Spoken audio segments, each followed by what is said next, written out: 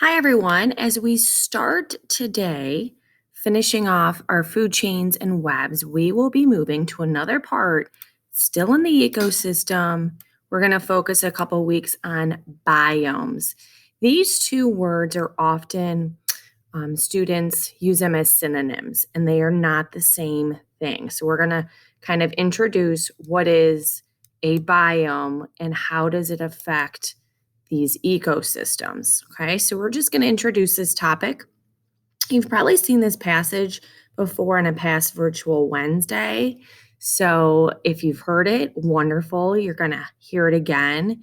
I would like you guys to not only listen, but if you guys want to pause the video, share the video so you can pause it and kind of read it yourself, or you can kind of follow along as I read. Okay.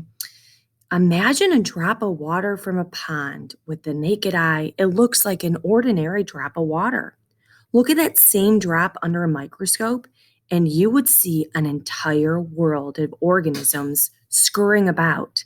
This tiny drop of water is an ecosystem. That tiny drop is an ecosystem. An ecosystem is defined as a place where living, remember we call living things biotic. So these living things work together to survive.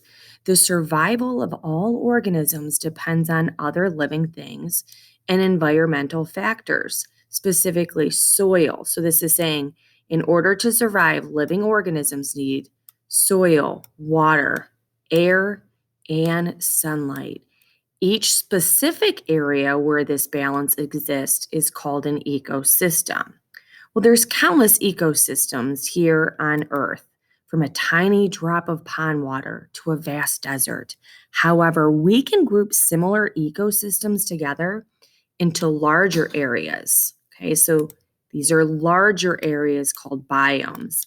Biomes are places on Earth with similar weather, they have similar temperature, maybe rainfall, plants, and animals. Some of Earth's major biomes include our Arctic tundra, our coniferous forests, deciduous forests, rainforests, grasslands, deserts, and aquatic, meaning any water type of biome like freshwater, saltwater.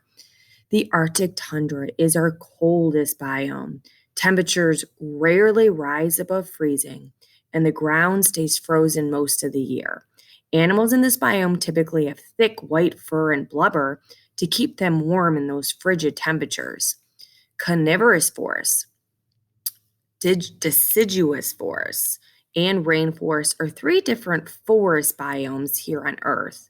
Coniferous forests are the coldest of those three. Here, you'll find trees with cones and needles. They actually stay green all year. Deciduous forests are usually in areas that experience all four of those seasons, like us. This type of forest has trees with leaves that turn brown and fall off in the winter. Rainforests are extremely wet and therefore receive a lot of rainfall. Then we have grasslands. These grasslands of North America have good soil for growing crops. Here you'll find buffalo roaming. In Africa, the grasslands are called the savanna. So the savanna biome is actually a type of grassland, and you'll find antelope, zebras, and lions here. Deserts are the driest biome. Animals that live in the desert biome must be able to survive with very little water. For example, camels have perfectly adapted to go months without water. That's why you'll find camels in deserts because they're able to adapt or survive in those harsh, dry biome there. Aquatic is a term used to describe water biomes. Some aquatic biomes have salt water, like our oceans. Others have fresh water, like rivers and lakes. So, hopefully, this helped you, even though if you've seen this passage before on a virtual Wednesday, kind of understand biomes and ecosystems are not synonyms, and there's many biomes we'll focus on here in the next couple weeks.